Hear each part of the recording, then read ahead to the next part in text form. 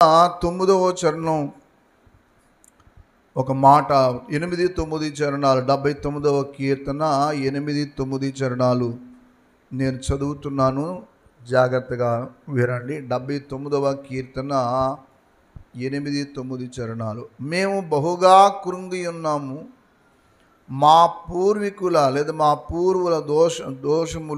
పూర్వీకుల దోషములు జ్ఞాపకము చేసుకొని నీవు మా మీద కోపముగా ఉండకము. నీ వాత్సల్యము త్వరగా మమ్మల్ని ఎదుర్కొని మా రక్షణకర్తవగు దేవా, నీ నామ ప్రభావమును బట్టి మాకు సహాయము చెయ్యము. నీ నామమును బట్టి మా పాపములు పరిహరించి మమ్మను రక్షింపము. ప్రభువునందు ప్రియమైన సహోదరి సహోదరులారా, 79వ కీర్తనలో ఆసాపు గారు రెండు రకముల దోషములు, రెండు రకముల పాపములు జ్ఞాపకం చేస్తూ ఉన్నాడు. ఒకటి పూర్వీకుల యొక్క దోషం, రెండోది మన దోషం లేదా మన పూర్వీకుల దోషం, మన దోషం. 8లోనేమో మా పూర్వీకుల దోషములు జ్ఞాపకం చేసుకొని నీవు మా మీద కోపముగా ఉండకము. 9లోనేమో మా పాపములు అన్నాడు. రెండు రకముల పాపములు మానవ జీవితానికి నష్టం కలగజేస్తాయని చెప్పి ఇక్కడ ఒక సత్యాన్ని బయలుపరుస్తూ ఉన్నాడు. దోషము అనేది ఎంత ప్రమాదకరమైనదో బైబిల్ వివరించినంత వివరణ మరొక గ్రంథము, కొన్ని గ్రంథాలు కొన్ని విషయాలు చెప్పాయి. బయట గ్రంథాలు కూడా ఫలానా పాపం చేస్తే ఫలానా శిక్ష ఉంటుందని చెప్పి కొన్ని పురాణ కథలు ఉన్నాయి. గరుడు పురాణం అని ఒక పురాణం ఉంది. ఆ గరుడు పురాణం ఏం చెప్పుద్దంటే, మనుషులు ఏ పాపము చేస్తే ఏ శిక్ష ఉందో నరకములో, యమలోకములో, అయితే అగ్నిగుండములు అని చెప్పి ఆ గరుడు పురాణం కూడా చెప్పింది. మరి వాళ్ళు ఎలా రాశారో మనకు తెలియదు, కానీ మానవుడు చేసిన పాపాలకి ఫలానా పాపానికి ఫలానా శిక్ష ఉంటుందని చెప్పి రాసి, అన్ని పాపాలకి అన్ని రకాల శిక్ష ఉండవు, మనిషి ఏ దోషం చేస్తే ఆ దోషానికి ఆ శిక్ష ఉంటుందని చెప్పేసి మాత్రం వాళ్ళు చెప్పారు. ఖురాన్లోనూ కూడా ఉంది. ఖురాన్లో కూడా ఏముందనంటే, మరి చేసిన పాపం వరకు శిక్ష తప్పనిసరిగా ఉన్నది. ఆ యొక్క నరకాగ్నిలో మాత్రం శిక్ష అనుభవించాలని చెప్పి అందులోనూ ఉంది. అలాగే బైబిల్లో పాపమునకు శిక్ష ఎన్ని రకాలుగా ఉంటుందో వివరించుకుంటూ చెప్పాడు. ఒక మనిషి పాపము చేయటం చాలా ఈజీయే. నాకు బలం ఉంది, నాకు శక్తి ఉంది, నాకు డబ్బు ఉంది, నాకు అందం ఉంది, నాకు వయసు ఉంది, నేను ఏం చేసినా ఎవరు అడుగుతారు అనే రీతిగా మానవుడు ఏం చేస్తాడంటే తాను ఇష్టానుసారంగా జీవిస్తూ ఉంటాడు. అయితే ఇక్కడ ఒక మాట గుర్తుపెట్టుకోవాలి, చేసిన దోషానికి వెంటనే శిక్ష దేవుడు పంపించకపోయినా కానీ శిక్ష అయితే మాత్రం పెడతాడు, శిక్షించకుండా అయితే ఉండడు. ఈ భూమి మీద ఎంత గొప్పోళ్ళైనా, ఎంత ధనవంతులైన, బలవంతులైన, రాజ్యాధిపతులైన, రాజులైన, రాజ్యాన్ని ఏలిన, ఏకఛత్రాధిపత్యంగా ఎన్ని సంవత్సరాలు ఏలినా కానీ దేవుడు మాత్రం అయితే చూస్తూ ఊరుకోడు. చాలామంది ఊహించే ఊహ ఏంటంటే, నేనేం చేసినా నన్ను ఎవడో ఏం అడగడు, నేను ఏం చేసినా ఎవడో నా జోలికి రావడానికి తెగించడు, ఎందుకంటే నా వెనకాల బంధుబలగం ఉంది, నాకింత శక్తి ఉంది, మా ఎదురుగుంట వచ్చి నిలబడేది ఎవరు ఉంటారని మానవుడైతే ఊహించుకుంటాడు. కానీ ఈ లోకంలో ఎంత శక్తివంతుడైనా కానీ దేవుని ముందు మాత్రం తప్పనిసరిగా ఒక రోజున నిలబడి తాను చేసిన దానికి అనుభవించాలి. అయితే అక్కడే అనుభవిస్తాడా, మరి ఇక్కడ అనుభవించడా అంటే ఇక్కడ ఉంది. ఇక్కడే చాలామంది ఏమనుకుంటుంటారంటే, ఎప్పుడో చచ్చిపోయిన తర్వాత చూద్దాంలేమండి సార్, చచ్చిపోయేదానికి ఇప్పుడే ఎందుకు అంత తొందరపాటు, ఇప్పుడు అనుభవించండి. చచ్చిపోయిన తర్వాత కదా, చచ్చిపోయిన తర్వాత ఎప్పుడో జరిగేదానికి ఇప్పుడు చెప్తారేంటి మీరు? ఇప్పుడు ఎంజాయ్ చేయనివ్వండి, కాస్త హ్యాపీగా ఉండవండి అని కొంతమంది ఏం చేస్తారనంటే, ఈ తాత్కాలిక సౌఖ్యము కొరకు, ఈ తాత్కాలిక సుఖాల కొరకు వారి జీవితాలను ఏం చేస్తారంటే సర్వనాశనం చేసుకున్న వాళ్ళు ఉంటారు. అందుకనే బాల్యము నుండి కూడా పిల్లలకి పాపము యొక్క పర్యవసానము చెప్పాలి. ఇదిగో నాయన, నువ్వు తప్పు చేయటము ఈజీయే బాబు, కానీ దాని తర్వాత అది మరి నువ్వు చేసిన దానికి మాత్రం ఈ పర్యవసానం అనుభవించాలి. చాలామంది అనుకుంటూ ఉంటారు, నేను ఏం చేసినా నన్ను అడిగేది ఎవడు ఉండడు, నాకు ఎదురు తిరిగేదే ఎవరు ఉండరు అని అనుకుంటారు. కానీ మీరు ఏమీ అలా భావించవద్దు, ఎప్పుడు భావించవద్దు. ఒక నిజానికి పాపానికి శిక్ష లేదనుకుందాం, సరే మనలో మన మాట, పాపానికి శిక్ష లేదనుకుందాం. అప్పుడు ఈ భక్తులు ఏమి రాయకూడదు చెప్పండి? ఏమి రాయకూడదు? ఇలా రాయకూడదు.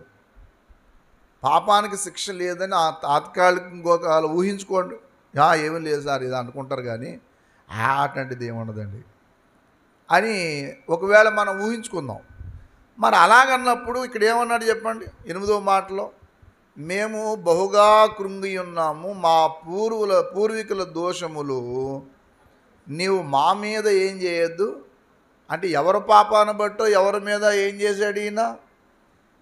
పూర్వీకుల పాపములను బట్టి వీళ్ళ మీద కోపంగా ఉన్నాడంట దేవుడే. వాళ్ళు చేస్తే వీళ్ళ మీద కోపంగా ఉండటం ఏంటి అంటే, దోషము యొక్క శిక్ష ఎలా ఉంటుంది అని అంటే, నేను చేశాను కాబట్టి నాతో అంతమైపోద్ది అనే మాట ఎప్పుడు అనుకోవద్దు.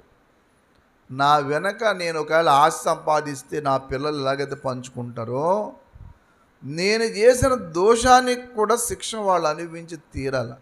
అదేంటండి, ఎందుకు అనుభవించరు? ఎందుకు అనుభవించాలి? అదేం అన్యాయం అంటే అది ఏమో మనకు తెలియదు. అది ఆస్తి సంపాదించుకున్నావు, మరి ఆస్తి వాళ్ళకే కదా ఇస్తావు, పక్కింటి వాళ్ళకి ఏమోగా.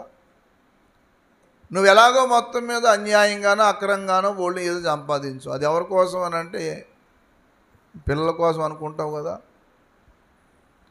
మానవుడి యొక్క ఊహ ఎప్పుడు ఎట్లా ఉంటుందని అంటే ఇక్కడ వరకే చూసుకుంటాడు, ఈ పరిధి దాటి పైకి వెళ్ళడు. అందుకే మనం బైబిల్ గ్రంథాన్నే కాకుండా బైబిల్ గ్రంథాన్ని చదవాలా, కొన్ని సత్యాన్ని మనం గ్రహించాలి. దోషము చేస్తే శిక్ష ఏంటి అసలు? నేను పాపం చేస్తే ఆ పాపం ఏమవుతుంది అని చాలామంది అనుకుంటారు. ఏముంది సార్, దేవుడు మర్చిపోతాడు, దేవుడికి జ్ఞాపశక్తి ఏమి ఉండదండి, మనం చేసిన దోషాలని మర్చిపోతాడు ఆయన అనుకుంటారు కొంతమంది. మర్చిపోడు, అలా దోషాన్ని మర్చిపోయేది ఏముండదు. ఆయన చాలా జాగ్రత్త పెడతాడట. మన డబ్బులు బ్యాంకులో వేసుకుంటున్నాం చూసారా, అట్లాగే దేవుడు కూడా ఓ దగ్గర దాచిపెడతాడు బ్యాంకులో. యోబు గ్రంథము 14వ అధ్యాయం 17వ వచనం చూడండి. యోబు గ్రంథము 14:17. నా అతిక్రమములు సంచిలో ముద్రింపబడి ఉన్నవి. ఆ మాట పట్టుకోండి. నేను చేసిన దోషము ఏం చేశాడటమ్మా? ఏం చేశాడు? నా అతిక్రమము సంచిలో ముద్రించబడి ఉన్నది, నేను చేసిన దోషము భద్రముగా ఉందా లేదా? లేదా ఏమండి? లేదా? ఉండదా? ఎవరైనా సరే తప్పించుకోలేరు.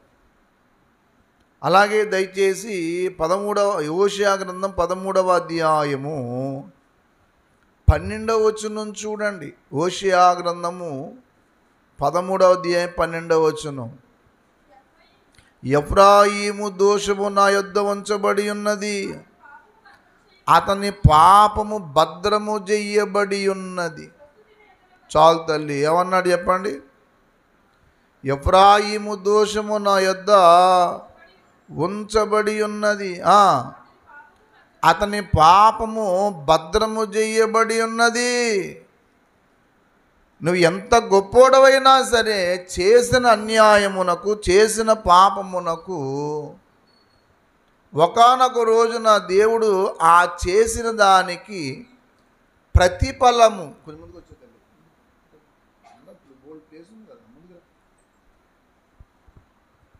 అందుకని ఎప్పుడూ కూడా ఏ రోజున కూడా మనం మైమరిచిపోయి, లేకపోతే నా ఇష్టానుసారంగా నాకు బలం ఉంది, శక్తి ఉంది, ఏదన్నా చేస్తాను అనే భ్రమలో ఎప్పుడు ఉండొద్దు.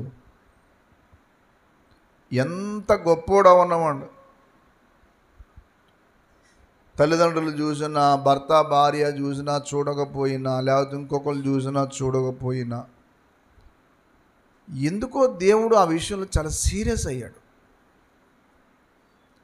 దేవునికి ఒక న్యాయ పద్ధతి ఉంటుంది. న్యాయ పద్ధతి ఎలా ఉంటుందని అంటే, వీళ్ళు చేసినట్లు తప్పనిసరిగా ఇంక నాకు ఎవడు ఏమీ చేయలేను, నన్ను ఎవడు ఏం అడగలేడు అనుకుంటాడు. కానీ అట్లా ఉండదు. దేవునికి అలాంటిది ఏమి ఉండదు. చాలా చిత్రంగా ఉన్నట్టుండి ఒకేసారి నష్టపోతారు. అది మనం ఊహించలేము. ఏంటిలా జరిగింది ఏంటండి అనుకుంటాం. అప్పుడు దాకా చాలా బాగున్నట్టు ఉంటారు కదా, కానీ ఆల్ ఆఫ్ సడన్గా ఏం జరుగుద్దో తెలియదు. అట్లా ఉంటుంది. చూద్దాం ఏ యొక్క విషయాలు ఉన్నాయో చూద్దాం. అంటే మీరు కొంచెం బైబిల్లో లోతుల్లోకి వెళ్ళాలి. ఈ రోజున చాలామంది నేను ఏ పాపం చేసినా, ఏ దుర్మార్గంగా జీవించినా, ఎట్లా చేసినా నాకేం పర్లేదు అనుకుంటున్నాను. ఈ మధ్యకాలంలో పిల్లలు మరి అసలు మనుషుల మీదన మనుషులకి ఆప్యాయత, ప్రేమలనే లేవు. ఇవి చివరి దినాలు అని మీరు ఎలా ఫైండ్ అవుట్ చేయాలంటే, ఎలా మీరు గ్రహించాలనంటే, మనుషుల్లో ఒక క్రూర స్వభావం బయలుదేరుతుంది. మనుషుల్లో క్రూరత్వం బయలుదేరుతుంది. అంచె దినాల్లో సంభవించే కొన్ని సంఘటనలు ఉన్నాయి. ఆ సంఘటనల్లో లేదా ఆ సంభవాల్లో ఒక విషయం ఏంటంటే క్రూరత్వం. మొన్న ఒక 10th క్లాసు పిల్ల 9th అప్పుడే దాటి 10thకి వెళ్ళింది. ఈ లోపల ఇన్స్టాగ్రాములో ఒకడు పరిచయం అయ్యాడు. ఆయన తీరా నిలబట్టి పోలిస్తే మాత్రం కండలేదు. ఆడికి ఏమీ లేదు. అంటే పెంపకం ఎలా ఉంటుందో ఈ రోజుల్లో, మనుషుల యొక్క పెరుగుదల ఎలా ఉంటుందంటే, ఈ పాపము చేయకూడదు, ఈ తప్పు చేయకూడదు. ఈ సోషల్ మీడియా వచ్చిన తర్వాత మొత్తం అంతా బహిర్గతం అయిపోయింది. ఓపెన్ మార్కెట్ అయింది. ఇదివరకు కిరాణా కొట్టు దగ్గరికి వెళ్తే ఏ వస్తువు మన కంటికి కనబడేది కాదు. మనం అడిగితే వాళ్ళు తెచ్చిచ్చేవారు అంతే. తర్వాత ఇప్పుడు ఏమైందంటే, ఎలాగైతే వ్యాపారం జరగదు, ఓపెన్ మార్కెట్ చేద్దాం అని చెప్పి బిజినెస్ పర్సన్స్ ఏం చేశారంటే ఓపెన్ మార్కెట్ చేశారు. ఓపెన్ మార్కెట్ చేసి ఏం చేశారంటే వస్తువు కళ్ళు ఎదురుకుంటూ పెట్టారు. అందుకే ఇప్పుడు ఏం చేశారంటే వస్తువు అన్నీ కూడా ఒక సెల్ఫ్లో పెట్టి మీరు కావాల్సినవన్నీ తెచ్చుకోండి, మేము ఇక్కడ బిల్లు వేస్తాం. ఇదివరకు అలా కాదు. వాళ్ళే తూచి తూకం ప్రకారంగా ఏం చేసేవారంటే మనకి ఇచ్చి బిల్లు వేసేవారు. ఇప్పుడు అలా కాదు, మీరు తెచ్చుకోండి, మేము బిల్లు వేస్తాం. మీరు అంటే దానికి ఇది ఒక టెక్నిక్. ఏంటనంటే కంటికి చూసేటప్పటికి ఒకటి కొందామని వెళ్ళిన వాళ్ళు 3 కొంటారు. అక్కడ తీరా అక్కడికి వెళ్తే పంచదార కొందామని వెళ్తారు. తీరా అక్కడికి వెళ్ళి కొన్ని చూసేటప్పటికి ఇది బాగుందే అని చెప్పి ఇంకో దాంట్లో పడతారు. అది తీసేటప్పుడు ఇంకోటి కనపడదు. ఎప్పుడైతే కంటికి కనబడిందో ఆ కంటికి కనబడిన దాన్ని చూసి వదిలి రారు. అది ఓపెన్ అవ్వనంత కాలం ఏం గొడవ లేదు. కానీ ఎప్పుడైతే కంటిలో పడిందో వెంటనే ఏమవుతుందంటే మనసు వెళ్తుంది, దాన్ని తీసుకుంటారు. దుష్టుడు ఒక పన్నాగం బన్నాడు. అవ్వ యొక్క రూల్ అప్లై చేస్తూ ఉంటాడు. ఇప్పుడు అవ్వ ఆ పండును చూడనంత వరకు ఏ గొడవ లేదు. కానీ అక్కడ ఒక మాట ఉంది, దేవుడు రాయించాడు, అది చూపునకు రమ్యమైనది కదా. ఏమని చెప్పండి? చూపునకు. అందుకే మనం కళ్ళు మూసుకుని లేదంటే ప్రార్థన చేసుకుంటూ మన మామూలుగా వెళ్ళిపోతుంటే ఏ కూడా ఉండదు. కానీ మన కళ్ళు ఎప్పుడైతే ఒక దారి పడ్డాయో ఒకసారి ఆ కళ్ళు పడేటప్పటికి మనకు కొన్ని ఆలోచనలు కలుగుతాయి. అప్పటికప్పుడు మనం వదిలేసి వెళ్ళిపోతే ఏం కూడా లేదు దాని మీద. కానీ అక్కడ ఆగి మళ్ళీ దాన్ని పరిశీలన చేసి మళ్ళా వెనక్కి తిరిగి చూసామంటేనే ప్రమాదం. అలాగే చేశాడు. ఆమె చూపునకు రమ్యమైనది, కంటికి అంతవరకు దాన్ని పెట్టించుకోలేదు. కానీ ఎప్పుడైతే చూసిందో పాపంలో పడిపోయింది. అందుకే యేసయ్య అంటాడు, మీరు గుడ్డివారైతే బాగుండు, మీకు పాపం లేకపోను, మీరు చూస్తున్నారని చెప్పుకుంటున్నారు కాబట్టి ఇప్పుడు మీ పాపము నిలిచి ఉన్నది అంటాడు. ఎవరన్నా అంతే, ఒక దృశ్యాన్ని నువ్వు చూసినప్పుడు కొంత ఆకర్షణకు లోనవుతావు. అది నిన్నేం చేద్దంటే నిన్ను రకరకాల చిక్కులు పెట్టి అందులోనికి నిన్ను లాక్కెళ్తుంది. అందుకని ఎప్పుడూ కూడా నీ దృష్టి సరిగా లేనప్పుడు ఆటోమేటిక్గా నువ్వు పాపం చేస్తావు. ఆ పిల్ల 10వ తరగతిలోనికి వచ్చింది. ఈ లోపల ఎవడు ఇన్స్టాగ్రామ్లో పరిచయం అయ్యాడు. ఆడ ఏకంగా ఇంటికి వచ్చేసాడు. ఇంటికి వచ్చిన తర్వాత ఈ తల్లి కూడా గట్టిగా 4 పీకి, ఎవడరా నువ్వు అసలు మా ఇంటికి అడుగు పెట్టడానికి, ఎంత ధైర్యంరా నీకు అని చెప్పవలసింది. అలాగే ఈ అమ్మాయిని కూడా కంట్రోల్ చేయవలసింది. ఇది 10th క్లాస్ వచ్చేటప్పటికే నేను మహారాణిని అయిపోను అనుకుంది. ఆఫ్టర్ 10th సరే, మొత్తం మీద ముందు తల్లి అందంట. పాప ఆ తల్లి కూడా చాలా దెబ్బలు తింది, జీవితంలో చాలా నష్టపోయింది. అదేం దరిద్రమో పాపం. ఒక పెళ్లి చేసుకుంది, భర్త చచ్చిపోయాడు. ఇంకో పెళ్లి చేసుకుంది, ఆ అబ్బాయి యాక్సిడెంట్లో చచ్చిపోయాడు. ఒంటరి మహిళ అయిపోయింది. 2 ఆడపిల్లలు. 2 ఆడపిల్లల్ని ఏదో మొత్తం మీద కష్టపడి పెంచుకుంటుంది. ఇలాంటి ఎదవలని తెలిస్తే ముందు పుట్టగానే ఏం చేసిందంటే పీకి నొక్కి చంపేసింది. కొంతమంది కొంచెం ఎదిగిన తర్వాత తల్లిదండ్రుల మీద తిరుగుబాటు చేసి నన్ను ఎవడు కనమన్నాడు అంటే, నువ్వు పుడతావన్న సంగతి తెలిసి ఎందుకు అంటారు, అప్పుడే చంపేసి పాడుద్ది. ఇదివరకు పాతకాలంలో పిల్లల్ని ఉంచకూడదు అనుకున్న వాళ్ళు ఏం చేసేవారంటే ముందు చంపేస్తే మొదలెట్టేవారు. ఇదివరకు అలా చంపేసేవారు. కొంతమంది పిల్లల మీద ప్రేమ ఉన్న వాళ్ళు ఏం చేసేవారంటే, ఎందుకులే చంపటం, ఎక్కడ వదిలేస్తే వాళ్ళే పెంచుకుంటారని చెప్పి అలా వదిలేసేవారు. చెడ్డవాడు పుట్టడు, మంచివాడు పుట్టడు, కానీ వాళ్ళు తయారవుతారు. మన పిల్లలు చెడ్డవాళ్ళ మంచివాళ్ళ అంటే చెప్పలేము. కానీ వాళ్ళు చెడ్డవాళ్ళగా తయారవ్వడానికి ఆస్కారం ఉంది. ఎలాగా అనంటే, సమాజము యొక్క ఈ పోకడ చూడగానే వీళ్ళు ఏం చేస్తారు, దానికి ఆకర్షించబడి వీళ్ళు ఆ స్థలంలోకి వెళ్ళి ఆటోమేటిక్గా వీళ్ళు ఆ ప్రభావానికి లోనైపోతారు. ఎంత దుర్మార్గానికన్నా ఒడిగడతారు. అది ఎంత చీకటి కమ్ముకుందంటే ఆ పిల్లకి, ఆ 10వ తరగతిలో పెళ్లి చేసుకుంటాం అని అంటే, 10వ తరగతి పెళ్ళి ఏంటి, నువ్వు చదువుకో అమ్మ ముందు, నాకు సరైన చదువు లేక కదా నా జీవితం ఇలాగ అయింది, నువ్వు చదువుకుని కొంచెం పెద్దానికి బాగా అయితే నీ బ్రతుకు బాగుంటుంది, తర్వాత ఎలాంటివి చూసుకుంది, కానీ ఇలాంటివి ఇప్పుడు పెట్టుకోవద్దని అంది. ఆ మాట చెప్పిందంట. ఈ పిల్ల ఏం చేసిందంటే, మా అమ్మ బతుకుంటే ఎలాగ మనం పెళ్లి చేసుకుని అవ్వదు. చూడండి దాని ఐడియా. అంటే మరి జైల్లో కానీ పెళ్లి చేస్తారనుకుందో ఏంటో అది. మా అమ్మ బతుకుంటే ఎలాగో మనల్ని పెళ్లి చేసుకునేది, కాబట్టి మా అమ్మని ఏం చేద్దాం, చంపేద్దాం. 10th క్లాసులోనే ఆలోచన. కాబట్టి నువ్వు ఇంకొకళ్ళు ఎవరైనా తీసుకురా, మా అమ్మని చంపేద్దాం అని చెప్పి చంపించేసింది. ఎంత క్రూరత్వం అని అంటే, ఇప్పుడు నాకు తల్లి లేకపోతే నా పరిస్థితి ఏంటి, తీరా ఈ పని చేస్తే నేను ఏమవుతారు, చట్టం నన్ను ఏం చేస్తుంది, నా వెనకాల ఒక చెల్లి ఉంది, దాని బ్రతుకు ఏమవుతుంది, నా జీవితం ఇలాగైతే నేను ఏం చేస్తాను అని ఆలోచన కూడా రాలేదు. కారణం తెలుసా మీకు? పాపము చేసేవాడికి బ్రెయిన్ దెబ్బతింటుంది. మీరు ఎప్పుడైనా సరే పాపం చేసే పురుషుడికైనా స్త్రీకైనా ఆలోచన శక్తి కోల్పోతాడు. ఇలాగూ చెయ్యకూడదు, ఇలాగూ ప్రవర్తించకూడదు అని అనుకోరు.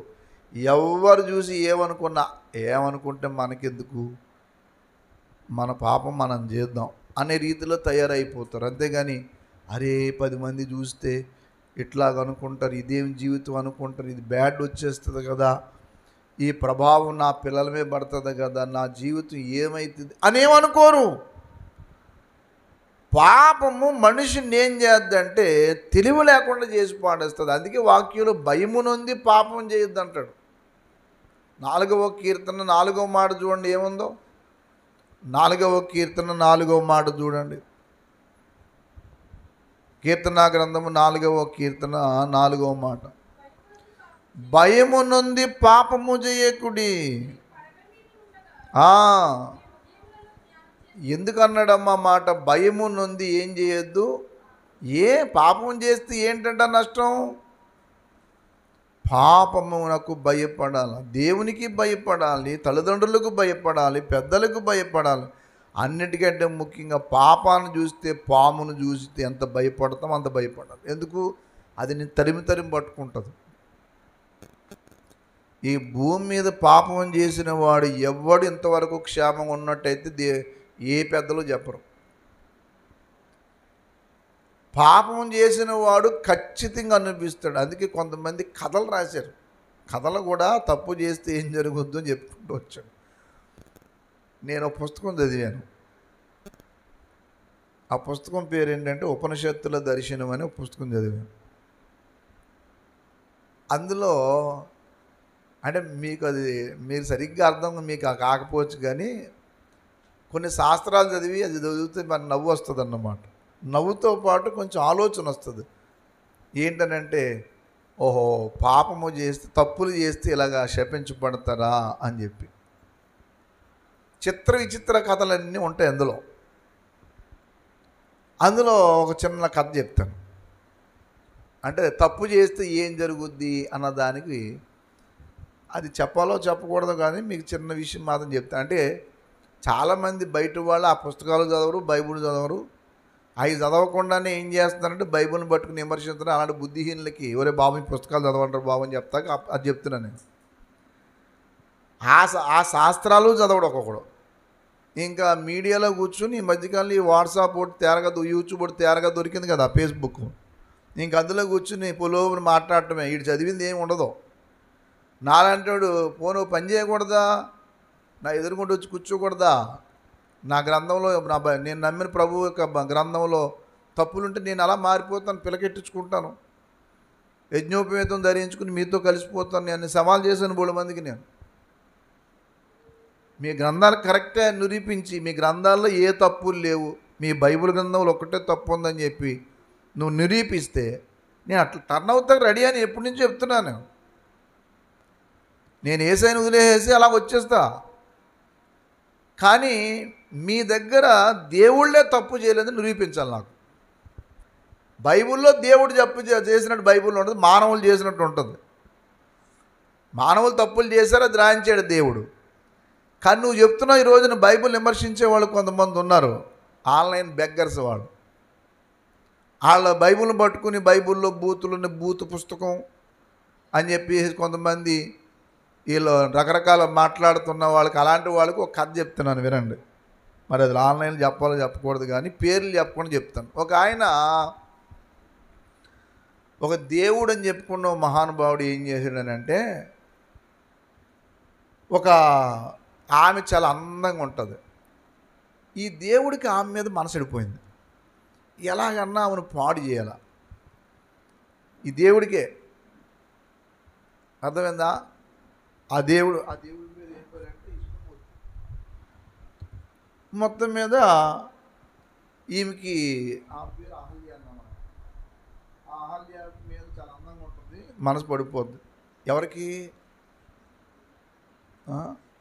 ఆ దేవుడికి. ఎలాగన్నా పాడు చేయాలంటే ఎలాగా? ఆమెము చాలా ప్రతివ్రత, ఒక ఋషి యొక్క భార్య. అతడు ఒక మంచి అతడు ఈమె యొక్క ప్రాతినిధ్యాన్ని బట్టి, అంటే పవిత్రతను బట్టి అతన్ని ఎవరు ఓడించలేరు. అందరూ ఓడిపోతుంటారు అతని మీద. ఎలాగన్నా సరే ఆమెను పాడు చేస్తే తప్ప మనకు జయం రాదు, తను చంపలేమని చెప్పేసి ఏం చేస్తాడంటే, ఈ మనసు పడ్డ ఆయన ఒక రోజున వేషం మార్చుకుని అచ్చం వాళ్ళ భర్తలాగే తయారయ్యి ఆమెను మొత్తం మీద అపవిత్రం చేస్తాడు. చేసేటప్పటికీ ఆ మొత్తం మీద గమనించి, ఎవరు నువ్వు? నా భర్తవు కాదు, నువ్వు ఎవరో మాయా వేషం వేసుకోవచ్చు, ఎవరు చెప్పు అని చెప్పేటప్పటికి అప్పుడు ఈ అపవిత్రం అయిపోయేటప్పటికి అతను చచ్చిపోతాడు, భర్త చచ్చిపోతాడు. మొత్తం మీద ఈ భార్య ఒంటరిది అయిపోద్ది, భర్త వియోగం వచ్చేస్తుంది అని చెప్పేటప్పటికి దేవుడు అసలు రూపం ధరించుకునేటప్పటికి ఆమె ఏం చేద్దంటే శపిస్తుంది. ఎవరినండి? ఈ దేవుడే శపిస్తుంది ఆమె. నీవు నా భర్తను కాకుండా నా కుటుంబ జీవితానికి నువ్వు ఇంత నష్టం కలగజేశావు కాబట్టి రాబోయే జన్మలో నువ్వు కూడా భార్య లేకుండా ఏడుస్తావు అని శపిస్తుంది. నాకు నవ్వు వచ్చి అనుకున్నాను, ఈ లెక్కన దేవుడి కంటే వీళ్ళ గొప్పళ్ళే ఉన్నారు. దేవుళ్ళనే శపించే వ్యక్తులు ఉన్నారంటే వాళ్ళ గొప్పవాళ్ళన్నమాట ఆ కథలో. అందుకే నాతో కొంతమంది మాట్లాడితే ఎందుకు జోడిస్తారంటే, ఇది ఎందులోంచి ఏం తీసుకొచ్చి ఏం చెప్తాడో లేనిపోని బాధ మళ్ళీ పట్టుకుంటే మనం దొరికేస్తామని చెప్పి నేను ఎంతోమంది చెప్తున్నాను, బాబు నువ్వు మా దేవుని వాక్యంలో బైబిల్ మాదే అని చెప్పడం లేదు, అందరికి ఇచ్చాడు దేవుడు. కానీ నువ్వు బైబిల్ని విమర్శిస్తూ బ్రతుకుతున్నావు చూసావు. బైబిల్లో దేవుడు తప్పు చేసినట్టు నువ్వు ఒక్క ఆధారం చూపించలేవు. కానీ నువ్వు దేవుళ్ళని పూజ చేస్తున్నావు చూసావా. ఇప్పుడు ఆ పేర్లన్నీ చెప్తుంటే వీళ్ళు మమ్మల్ని విమర్శిస్తున్నారు, మమ్మల్ని హిందువుల్ని విమర్శిస్తున్నారు అని చెప్పేసి కొంతమంది అనుకుంటున్నారు. ఎవరికి విమర్శకి తేడా లేని వాళ్ళు అందరూ తయారయ్యారు ఇప్పుడు.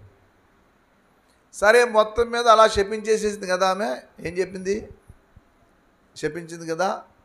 ఆ శాపం ఎప్పుడు వచ్చిందని అంటే, ఆ తర్వాత అతడు భూమి మీద ఏం చేయడంటే రాముడు అవతారం ఎత్తాడు. ఎవరు?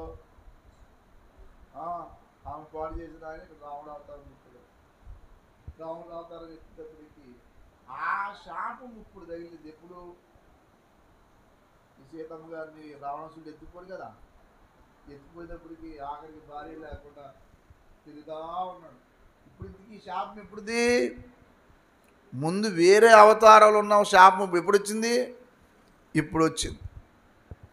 ఇలాంటి కథలు ఎన్ని, నా అంబాబోయ్, నా అమ్మోయ్, నా తండ్రోయ్, ఎంత బాధలు పడ్డారు అమ్మోయ్ అని చెప్పేటప్పటికి వీళ్ళందరూ నమ్మి ఏం చేస్తున్నారంటే వాళ్ళ గుళ్ళు కట్టి చేస్తారు. ఒరే బాబు అసలు ఎలా జరుగుద్ది నాయన, ఇది ఎలా సాధ్యం బాబు అనేది ఏమీ లేదు. ఇట్లాంటి ఒకటి అరగాదు, అసలు మనం చదవడానికి కూడా, ఆడపిల్లలు చదవడానికి కూడా వల్లగాని విషయాలు ఎన్నో ఉన్నాయి. నేను ఎందుకు ఈ మాట చెప్పానంటే, తప్పు చేస్తే వాళ్ళే తప్పించుకోలేకపోయారు, మానవుడు ఎలా తప్పించుకుంటాడు బాబు? సత్యగ్రంథం చెప్పిన విషయం అయితే ఇంకా నమ్మాలి.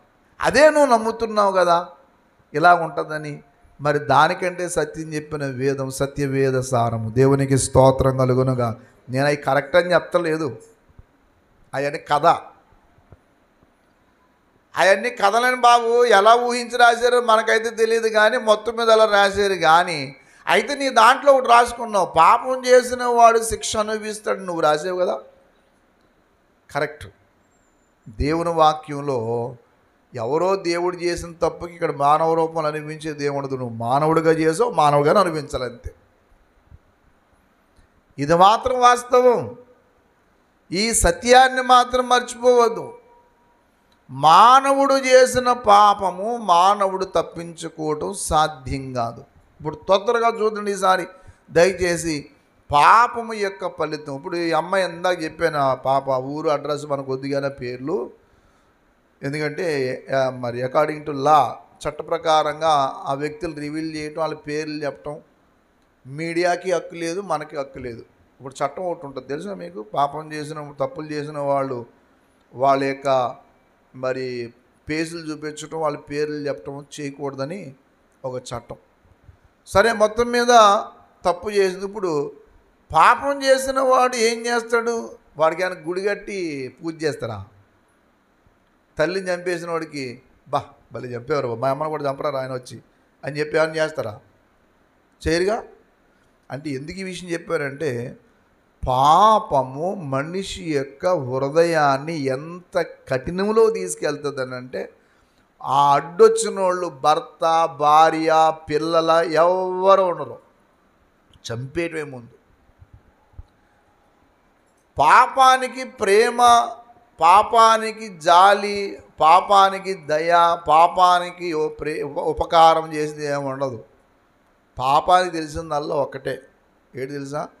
కాఠిన్యము, చంపటం. ఇదొక్కటే తెలుసు. పాపము చేసిన వాడు కఠినుడైపోతాడు. తప్పు చేసిన వాడు గుండె కాఠిన్యం అయిపోద్ది, రాతి గుండె అయిపోతుంది. అమ్మను చంపకూడదు కదా, భర్తను ఈ మధ్యకాలంలో మీరు చూడండి, పేపర్లో చూడండి, భర్తల్ని చంపేసేవాళ్ళు. ఎవరో ఒక సహోదరి అంటుంది, ఈ రోజుల్లో పెళ్లి చేసుకుంటే నిర్మోహమాటంగా అడిగేయండి పెళ్ళికి ముందే, ఇదిగో అబ్బాయి నన్ను చేసుకుంటున్నావు కరెక్టే, కానీ ఇంతకుముందు ఎవరన్నా అమ్మాయిని కానీ నువ్వు ఇష్టపడ్డావా అని అడిగేయండి అమ్మాయిలు. లేదంటే తర్వాత నేను చంపేస్తాడు అని చెప్పి, లేదా నేను వదిలేస్తాడు. ఓ పాస్టర్ చేశాడు, ఇక్కడే ఉన్నాడు, ఆయన బ్రహ్మాండంగా వాక్యం చెప్తాడు.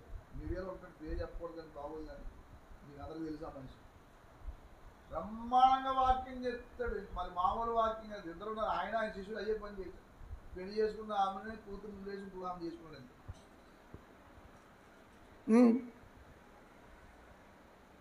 పెళ్లి చేసుకున్నాడు, భార్య దేవసంగం చేసుకున్నాడు, కూతురు పుట్టింది, కూతురు ఉంది, నిర్దాక్షిణ్యంగా వదిలేసాడు. ఇప్పుడు ప్రసంగికుడిగా దిగుతున్నాడు, బ్రహ్మాండమైన తిరుగుతున్నాడు, గడ్డి తిన్నాడు. అంతే. ఆ పేరుకి అర్థం చేసుకుని మీరు అర్థం చేసుకోండి. బ్రహ్మాండ ఆయన ప్రసంగాలు ఏమైనా చేస్తూ ఉంటాడు. ఇంకొక ఆమె ఎందుకు చేసుకున్నామంటే, ఆమె ఎప్పుడో నన్ను ప్రేమించింది, నా గురించి ఆమె అలా ఉండిపోయింది, అందుకు నీ భార్య పిల్లలు దాని చేసుకున్నాను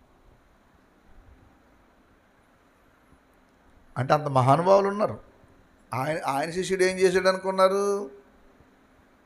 ఆయన శిష్యుడు కూడా బ్రహ్మాండమైన స్పీకర్. వీళ్ళందరూ స్పీకర్లే.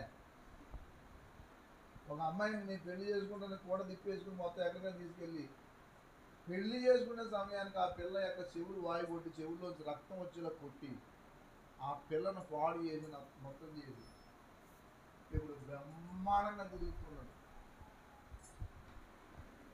ఆయన ప్రతీకుడే, ఆయన వేటాడే పాలన ఉంటాడు. ఆయన అర్థమై ఉంటుంది.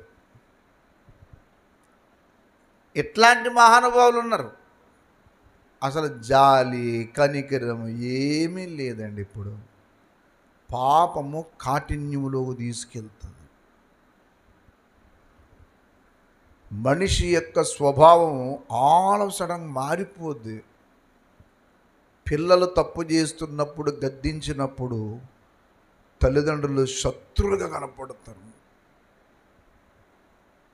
మీకు ఎందుకు తెలుసు ఈ విషయం చెప్తున్నాను? మనుషులు అలా తయారవుతారట, అలా అయిపోతారు. అవసరమైతే భర్తని చంపేసే క్రూరత్వం వస్తుంది, భార్యని చంపేసే. ఇప్పుడు అన్నీ జరిగాయి.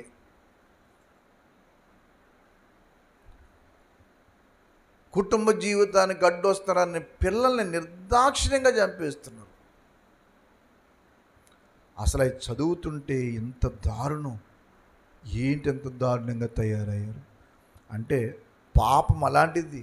తిమోతి పత్రిక 2వ పత్రిక 3వ అధ్యాయములో అంత్య దినములు అనే మాట చెప్తూ, ఇదిగో నాయన ఇలాంటి భయంకరంగా ఉంటుంది, జాగ్రత్త అన్నాడు. చూడండి, తిమోతి పత్రిక 2వ పత్రిక 3వ అధ్యాయం మొదటి మాట చదివి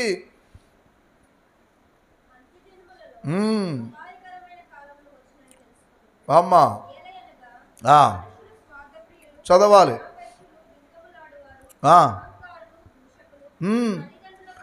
అవిధేయులు, అక్కడ ఏమన్నాడు? అహంకారులు, దోషకులు, తల్లిదండ్రులకు అవిధేయులు, కృతజ్ఞత లేనివారు, అపవిత్రులు.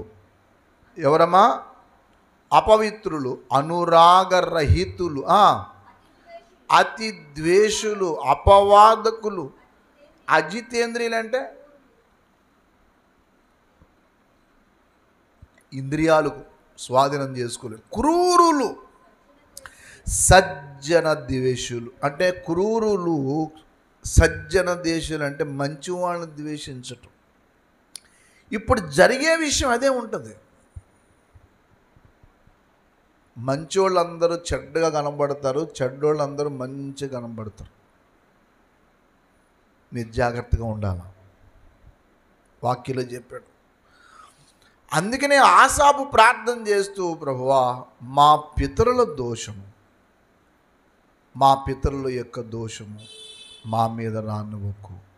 బట్ మా పితరుల దోషం, ఈ భూమి మీద ఏ మనిషి అన్నా సరే తాను చేసిన దోషము తాను తప్పించుకోలేడు, సరి కదా, తన తర్వాత తరాన్ని కూడా తప్పించలేడు. పాపము చాలా భయంకరమైనది.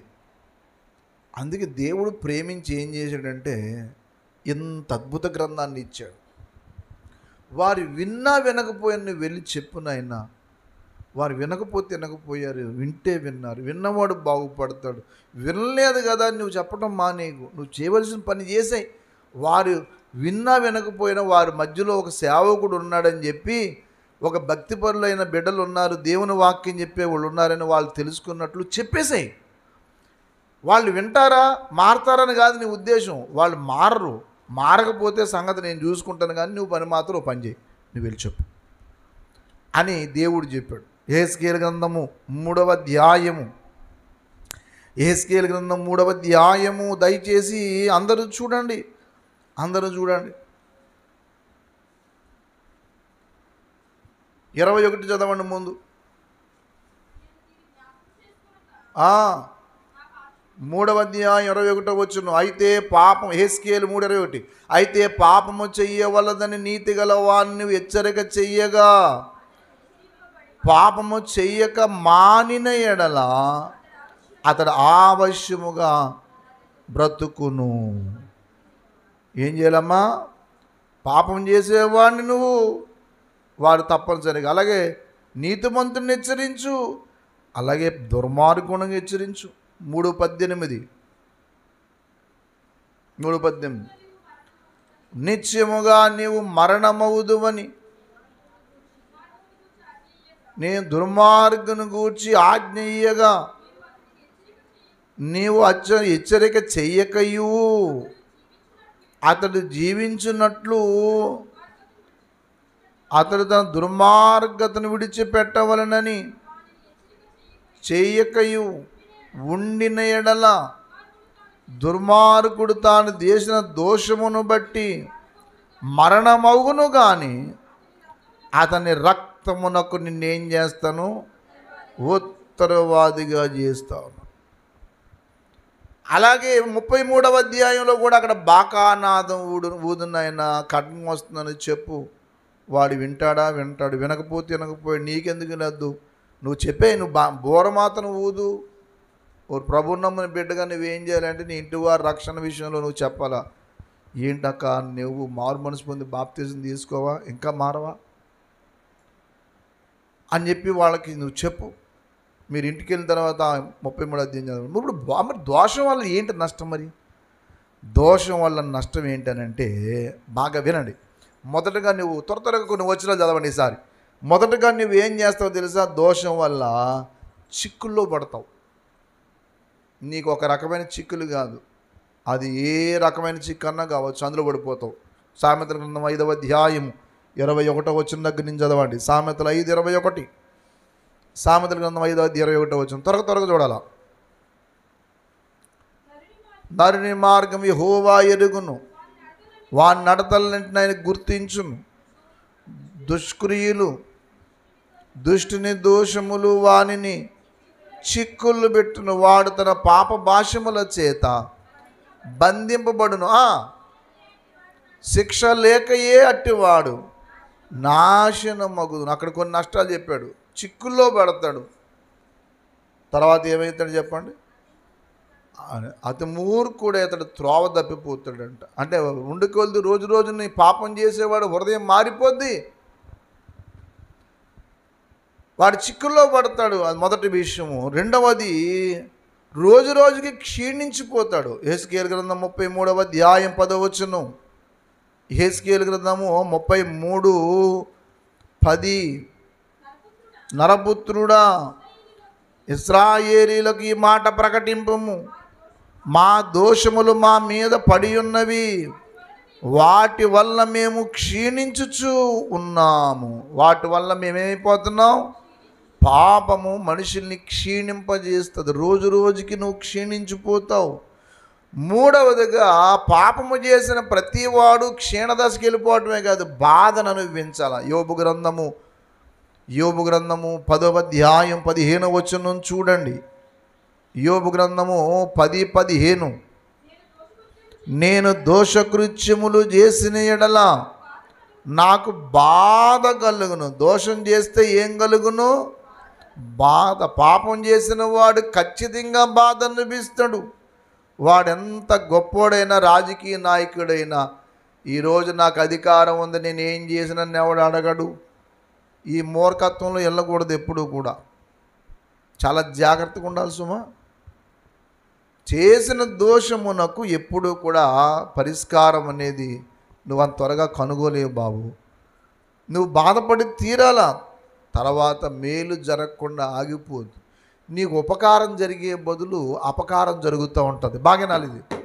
తప్పు చేసిన ప్రతి మనిషి కూడా ఉపకారం కోసం ఎదురు చూస్తాడు. చిత్రం ఏంటంటే అపకారం ఎదురు వస్తూ ఉంటుంది. ఎక్కడికి గొడవ అని అంటే మరి చేసిన దోషం అలా ఉంటుంది బాబు, అట్లాగే ఉంటుంది. ఇర్మియా గ్రంథం 5వ అధ్యాయం 25వ వచనం చూడండి. ఇర్మియా గ్రంథం 5వ అధ్యాయం 25వ వచనం.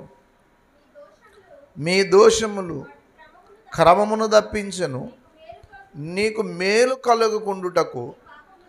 మేలు జరుగుదామని ఎదురు చూస్తూ ఉంటారు. చిత్రం ఏంటనంటే పాపము వాళ్ళకి మేలు జరగకుండా ఆగిపోతుంది. అపకారం ఎదురొస్తూ ఉంటుంది. పాపము చేయడానికి నువ్వు అలవాటు పడ్డావు కదూ, నువ్వు అలవాటు పడు. ఎంతకాలం చేస్తావు చెయ్యి, చేస్తూ ఉండు. చేసిన దానికి నువ్వేమవుతావు తెలుసా? ఇక్కడ నువ్వేదో పెద్ద నేను మాటకారిని, నాకు రాజకీయ అధికారిని ఇలా నెలగెళ్తే నా ఈదులు ఎవడో నన్ను చూసేం మాట్లాడలేడు, నేను ఏం చేసినా చెల్లిపోద్ది, నాకు ఎవడు అడ్డుండడు, నాకున్న అధికారం, నాకున్న వెనకాల అండ ఎంత, నా వాళ్ళు ఎంత, లేకపోతే నేను ఒక్క ఫోన్ కొట్టానంటే బాబు ఈ సోదంతా కూడా నీకు ఎక్కడే. అది టెంపరీ బాబు.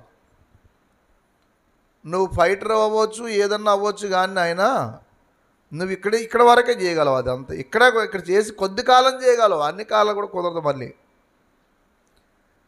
ఇక్కడ కూడా కొద్ది కాలమే చేయగలవు. ఆ తర్వాత దేవుడు నిన్నేం చేయాలంటే ఎక్కడ నిన్ను పట్టుకుంటే, ఎక్కడ నిన్ను నొక్కాలో అక్కడ నొక్కుతాడు. దేవుడు నీలాంటుడు కాదు, అన్ని చోట్ల ఆయన అన్ని పనులు చేయడు. ఆయన చూస్తాడు. చాలామంది అంటారు కదా, ఇంకా రావట్లేదు, ఇంకా రాలేదు. పండాలి కదండి, పండితే అది ఎలాగే అదే రాలిపోదు అని. అందుకని ఎప్పుడైనా సరే ఏమీ ఊహించుకోవసరం లేదు. దేవుడు వాడిని దాచిపెట్టి చేస్తూ ఉంటాడు. దయచేసి ఇంకో మాట చూడండి, ఒక మాట దయచేసి. యోబు గ్రంథము 24వ అధ్యాయము, యోబు గ్రంథము 24వ అధ్యాయము 20వ మాట చూడండి. కన్న గర్భము వారిని మరుచును, పురుగు వారిని కమ్మగా తినివేయును, వారు మరి ఎప్పుడునూ జ్ఞాపకములోనికి రారు. వృక్షము విరిగి పడిపోవునట్లు దుర్మార్గులు, చూసారా ఏమవుతారమ్మా? వృక్షము విరిగి పడిపోవునట్లు దుర్మార్గులు పడిపోదురు. మనం అనుకుంటాం చెట్టు చాలా బాగుందండి అని. తీరా అక్కడికి వెళ్ళిన తర్వాత ఇది ఏమైందంటే, తర్వాత అంత పెద్ద కొమ్మ బళ్ళ నీరు పడిపోయిందంట కింద. ఏమైందంటే గాలి వచ్చింది, ఆ గాలికి ఇది ఇరిగిపోయింది సార్. అలాగవుతుంది. దుష్టులు చాలా బాగా ప్రబలి ఉంటారంటే అభివృద్ధి చెంది ఉంటారు. కానీ తీరా ఆ దోవను వెళ్ళి చూద్దాం అనుకుంటూ ఉండడంటాడు. కారణం ఏంటంటే ఎవడో గుడ్డెత్తాడు. మొత్తం మీద ఎప్పటికప్పుడు దేవుడు ఏం చేస్తాడు, దాన్ని కొట్టు పాడేస్తాడు. 37వ కీర్తన దయచేసి 34, 35 చూడండి. యెహోవా కొరకు కనిపెట్టుకుని ఉండుము, ఆయన మార్గమును అనుసరించు, ఆయన నిన్ను హెచ్చించును. భక్తిహీనులు నిర్మూలము కాగా, అది విషయం.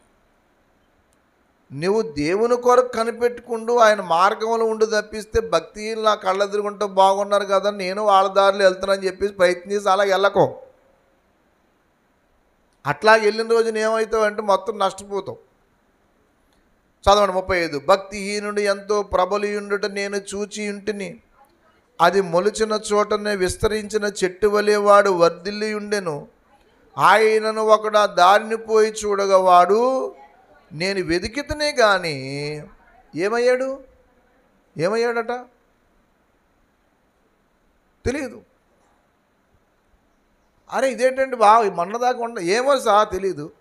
అట్లాగైతుంది.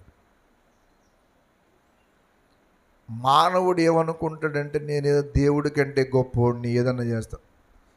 ఏ భయం వేసి ఆసాపు ఆ ప్రార్థన చేశాడు. నీ దగ్గర నుంచి మేమేమీ తప్పించుకోలేము నాయన. మా పితరుల దోషాలు మా మీద చాలా దారుణంగా ఉన్నాయి, దయచేసి క్షమించు. మా పితరుల పాపములు చాలా దారుణం. అందుకనే మనం ఇతరుల మీద దెబ్బలాడలేక కాదు, తనలేక కాదు, లేకపోతే ఏ ఫైటింగ్ రాక కాదు, లేకపోతే ఏ దెబ్బలాట రాక కాదు. ఎందుకు మరి మౌనంగా ఉన్నాడు? మరి నీతిమంతులు ఎందుకు మౌనంగా ఉంటారు అనంటే, మౌనంగా ఉంటా కారణం ఏంటంటే చేతగాంతనం కాదు, అది దేవుడు చూసుకుంటాడని దేవుని చేతికి అప్పగించడం. ఒక నీతిమంతుడు, ఒక మంచివాని యొక్క మౌనము చేతగానితనం అనుకున్నారు గనక అది కాదు. మరి ఎందుకు మౌనంగా ఉన్నారు వాళ్ళు అనంటే, నేనేం చేస్తానులేండి, చేస్తే ఏదన్నా చేస్తాం, కానీ అదెందుకు లేండి, దేవుని చేతుల్లో పెడతా, దేవుడు చూసుకుంటాడు. పాపము చేసేవాడికి అడ్డు అదుపు లేదని ఎప్పుడన్నా అనుకుంటే అది మన భ్రమే, తప్పది. వృక్షం ఇరిగిపోనట్లు వాడు ఏమైపోతాడట. అలాగే ఆ యోబు గ్రంథంలోని 24వ అధ్యాయంలో ఇంకో మంచి మాట రాశాడు. చివరికి పాతాళ వశం అయిపోతారట వాడు. 24వ అధ్యాయం యోబు గ్రంథము దయచేసి 19వ వచనం చూడండి. అనావృష్టి చేతను ఉష్ణము చేతను మంచు నీళ్లు ఎగిసిపోనట్లు. ఏటయ్యి అనావృష్టిని, ఉష్ణం అంటే వేడి రాగానే ఉష్ణం ఏమైంది, నీళ్ళు ఏమవుతాయి, కరిగిపోతాయి. మంచు ఏమైంది, కొన్ని నదులు ఎలా ప్రవహిస్తాయి చెప్పండి. కొన్ని నదులు ఎలా ప్రవహిస్తాయి? మంచు ఎక్కడో గడ్డ గట్టి ఉంటుంది, కాస్త వేడిగాలు రాగానే కరిగి నెమ్మదిగా ఓటయి అలా ప్రవహిస్తాయి. అందుకే కొన్ని నదులు ఎప్పుడు ఎండవు, నిత్యము ప్రవహిస్తూ ఉంటాయి.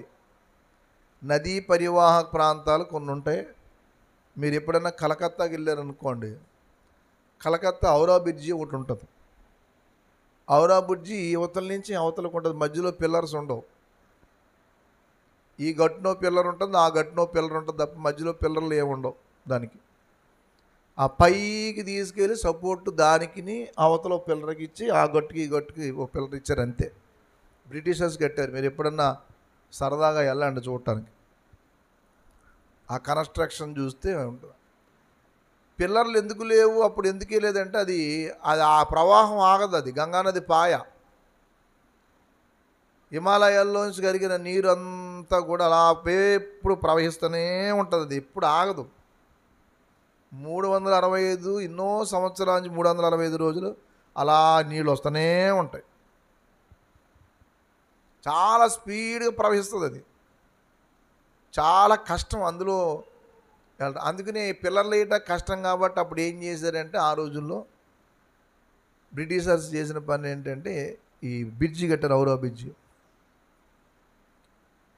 అలా ఎప్పుడు ప్రవహిస్తూ ఉంటాయి. అలాగన్నమాట. నీళ్ళు ఏమైతే ఉష్ణము చేత నీళ్లు ఎగిసిపోవునట్లు పాతాళము పాపము చేసిన వారిని పట్టుకును. పాపం చేసిన వాడిని పట్టుకుంటుంది పాతాళం, చివరికి పాతాళ వశం. అయితే ఇంతకుముందు ఇంకోటి ఉంది ఈ మధ్యకాలంలో. ఏంటి తెలుసా? నీవు పిల్లల మాట మర్చిపోకు. నీ పిల్లలున్నా ఎవరున్నా ఆ శిక్షలు అనుభవించి తీరుతారు.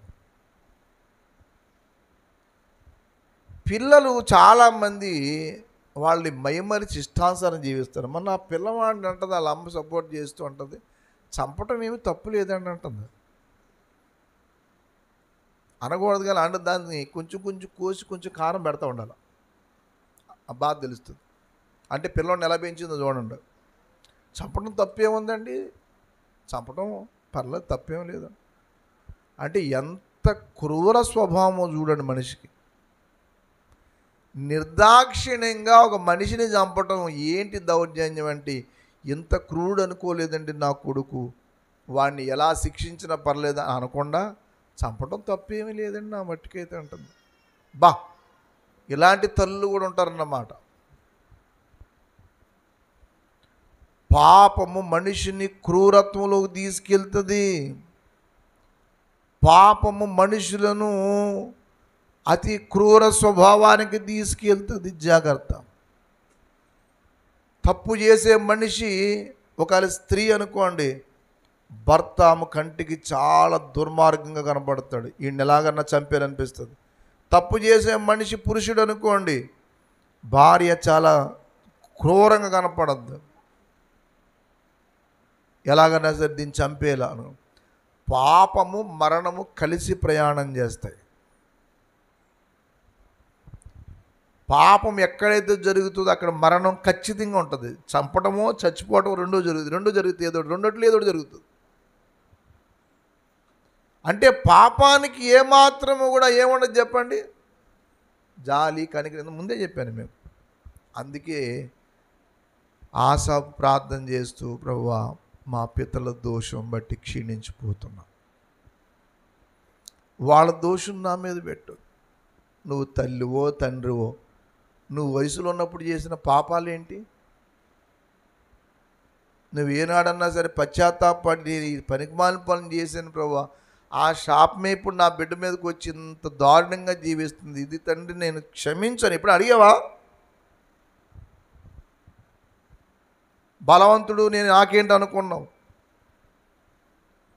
ఆ శాపం ఇప్పుడు నీ మీదకి, నీ పిల్లల మీదకి వస్తుంది. సరే, వాళ్ళకి తెలియదు, వాక్యం వింటున్న నువ్వున్నావు. ఇప్పుడు నా తల్లిదండ్రుల దోషం నా మీద రాకుండా సహాయం చేయని అడిగావు ఎప్పుడన్నా?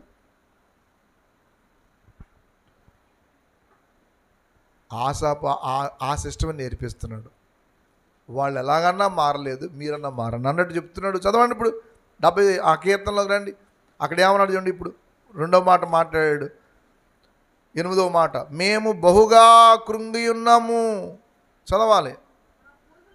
మేము బహుగా కృంగిపోయి ఉన్నాము, మా పూర్వీకుల దోషములు జ్ఞాపకము చేసుకొని నీవు మా మీద, అంటే మేము ఇలా కృంగిపోవడానికి కారణం నీ కోపమయ్యా, ఇలా నాశనం అయిపోవడానికి కారణం నీ కోపం, మా పూర్వీకుల యొక్క దోషాన్ని బట్టి కోపంగా ఉన్నావు. రెండవ మాట చెప్పాడు చూడండి, అక్కడ కింద మాట, అమ్మ నీ వాత్సల్యము త్వరగా ఎందుకన్నాడు? అంత కంగారు ఎందుకు? ఆగు కొంచెం, వద్దు లేట్ అయితే ఇంక మేము బతకలేము. 9, మా రక్షణకర్తవగు దేవా,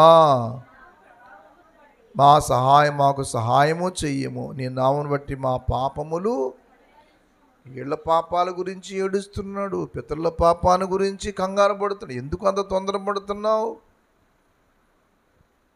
దేవుని పిల్లారా, చివరి మాట చెప్తున్నాను, దోష నివృత్తికి యేసయ్య చేసినంత త్యాగం ఈ భూమి మీద ఎవ్వరూ చేయలేదు. చాలామంది అనుకుంటారు, యేసుప్రభు దేవుడు ఎందుకు అయ్యాడు, యేసుప్రభు దేవుడు ఎందుకు? ఓరి పిచ్చోళ్ళారా, అమాయకులారా, యేసయ్యే పాప పరిహారం చేయకపోతే నీ బ్రతుకు ఇలా ఉండదు నాయన.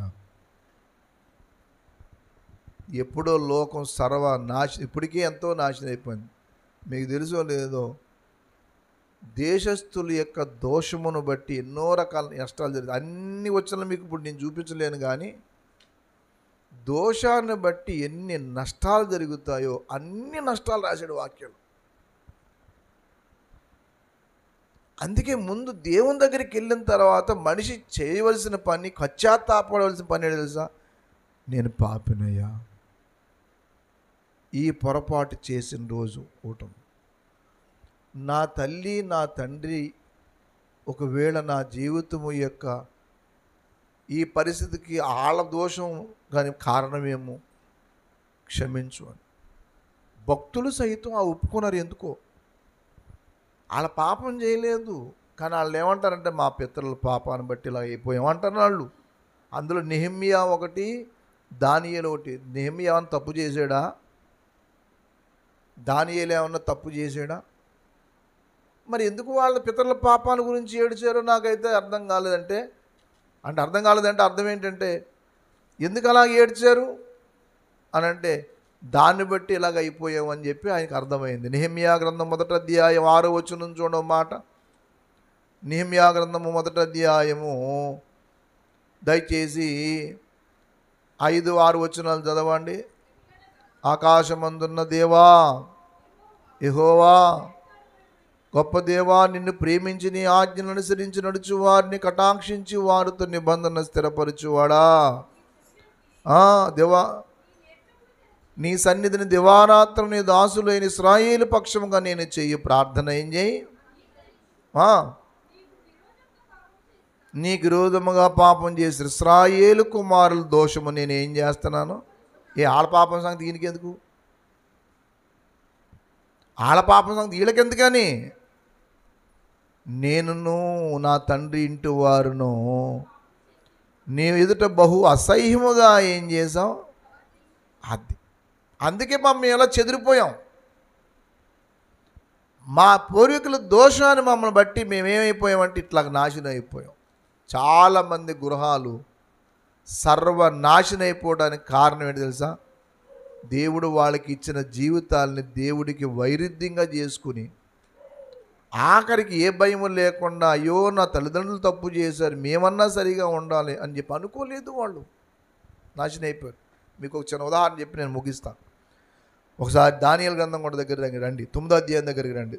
దానియేలు గ్రంథము 9వ అధ్యాయము మీరు ఇంటికి వెళ్ళిన తర్వాత ఆ అధ్యాయం అంతా చదవండి. ఇప్పుడు 15వ వచనం లేదా 14వ వచనం 13 చూడండి. మోషే ధర్మశాస్త్రమందు రాసిన కీడంతయు చదవండి. చెడు నడవడి మానకపోతే నీ సత్యమును అనుసరించి బుద్ధి తెచ్చుకున్నట్లు సమాధానపరుచుకొనకపోతే మేము మా దేవుడిని మాట వినలేదు గనుక విషయమే న్యాయస్థుడై ఉండి సమయము కనిపెట్టి ఈ కీడు మా మీదకి ప్రభువా మా దేవా, నీవు నీ బాహుబలము వలన నీ జనమును ఐగుప్తులో నుండి రప్పించుట వలన ఇప్పటి వరకు నీ నామమునకు ఘనత తెచ్చుకుంటేవి. మేమైతే పాపము చేసి చెడు నడతలు నడిచిన వారు. అందుకే మాకు ఈ దుస్థితి వచ్చింది.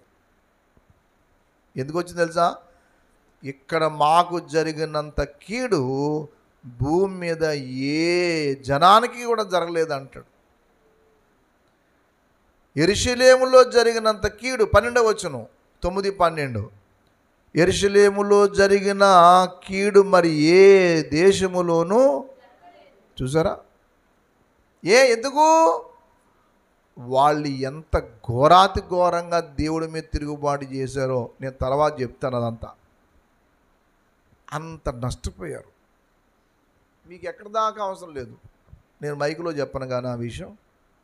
ఇక్కడే రాజమండ్రిలోనే రైల్వే క్వార్టర్స్లో ఒకనొక టైంలో ఆంగ్లో ఇండియన్స్ ఉండేవారు. మీ పిల్లలకి తెలియదు, మీరు చిన్నపిల్లలు. రైల్వే క్వార్టర్స్ అంటే వాళ్ళు ఆంగ్లో ఇండియన్స్ రైల్వే క్వార్టర్స్ అన్నట్టు ఉండేది.